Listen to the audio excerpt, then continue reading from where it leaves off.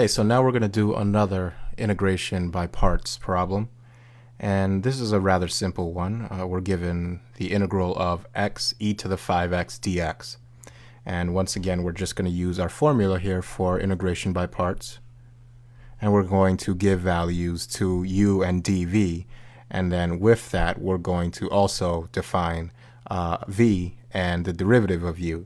So first we start out here by assigning dv, and we're going to give that value to e to the 5x because we usually want to give the value of dv to the term that takes the harder derivative, meaning that if you were to take the derivative of either x or e to the 5x, which one is going to be more difficult to take? Of course, it's going to be e to the 5x.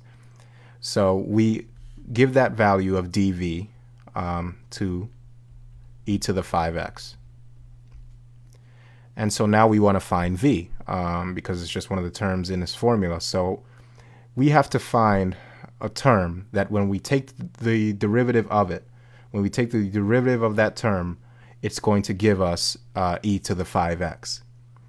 So generally, I like to start by breaking this function, e to the 5x, up into its component parts, meaning that it is comprised of a function e to the x and a function 5x.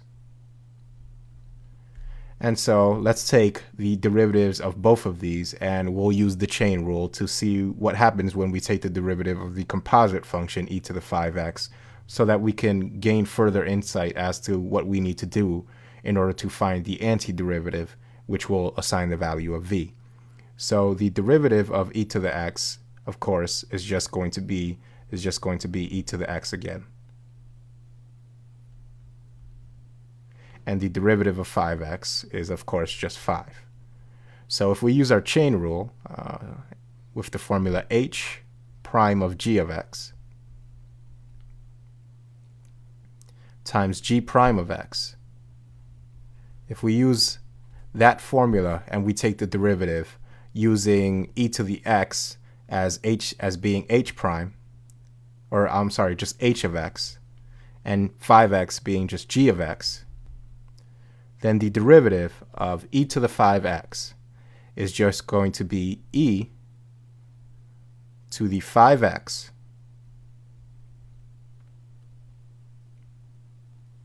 times ln of e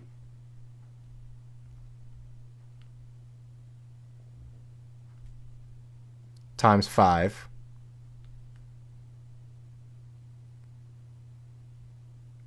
and now that we have this full term here, we can rewrite this. We can rewrite it as 5 e to the 5x. And remember, the ln of e just cancels out. So this is what happens when we take the derivative of e to the 5x. But we want to take the derivative of a term that is just going to give us e to the 5x. We don't want 5e to the 5x when we take the derivative. We want to just arrive at e to the 5x. So what we can do is we can give a constant. We can give a constant that's going to make this 5 cancel out. And what constant will make this 5 cancel out? Well, if we have 1/5, for example, and we multiply it by 5 over 1, which is the same thing as just regular 5, we will get 5 over 5, which is just equal to 1.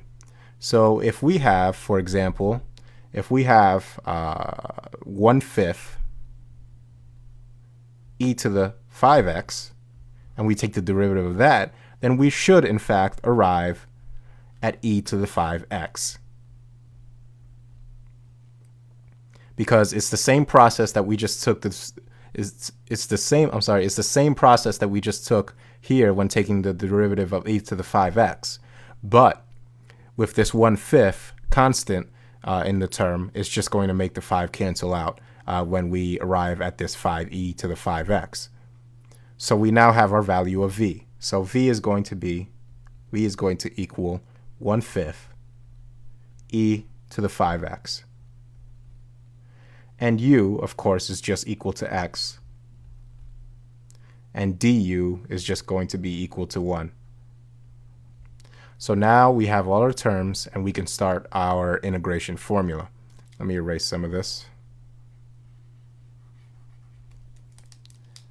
So we rewrite this problem as the integral of x e to the 5x dx equals x times 1/5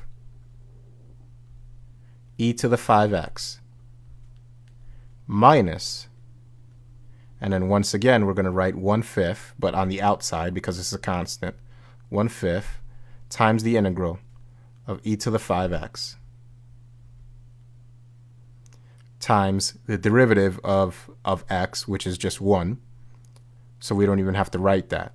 So we're left with this entire term here and the antiderivative of e to the 5x, which we established to be, again, 1/5 e to the 5x.